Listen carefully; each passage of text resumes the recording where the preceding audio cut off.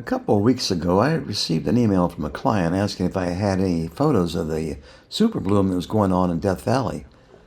I did have some images from a previous Superbloom in 2016, which you're viewing here. That got me thinking, maybe it was time to go see what I could find. Unfortunately, Russ was tied up that week, and the bloom waits for no one, so I headed out on a quick solo trip to scout things out. I came back with some nice images, but the light was only good for a short time, so I knew I'd have to come back to get what I wanted. Luckily, Russ was available the following week, so we planned a return trip. It's about a 2-hour drive for us, so we hit the road about 4 a.m., just to make sure we arrived there before sunrise and had time to set up at Lake Manly. Now, Lake Manly is usually a dry lake bed, but thanks to the winter's rains, it had filled with water.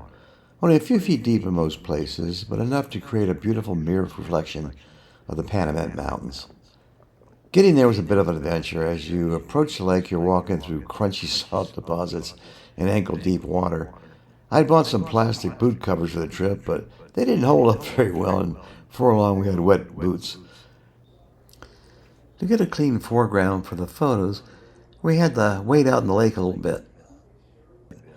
We arrived early enough to set up our gear in the moonlight and wait for the sun, and when it finally came up, it was magical. The air was completely calm, and the water was perfectly still, and the light was beautiful.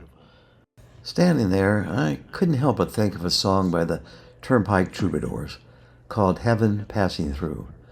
In that moment, the quiet beauty of the desert really did feel like heaven passing through.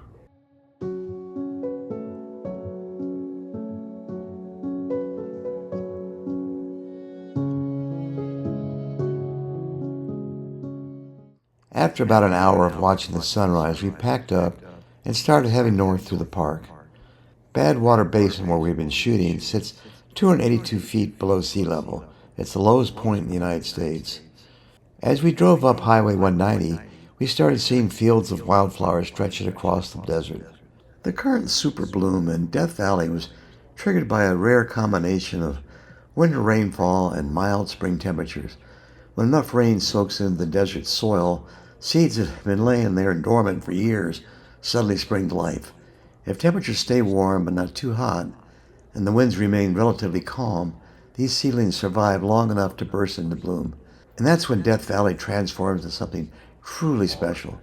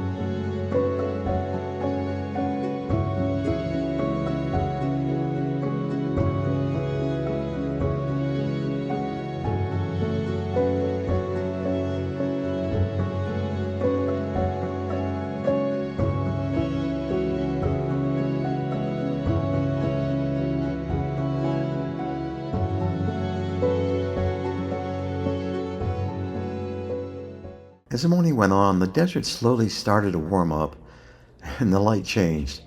The wildflowers that had been glowing in the early sun began to fade back into the landscape, and it was time for us to start heading home. Trips like this are a good reminder that the desert is full of surprises.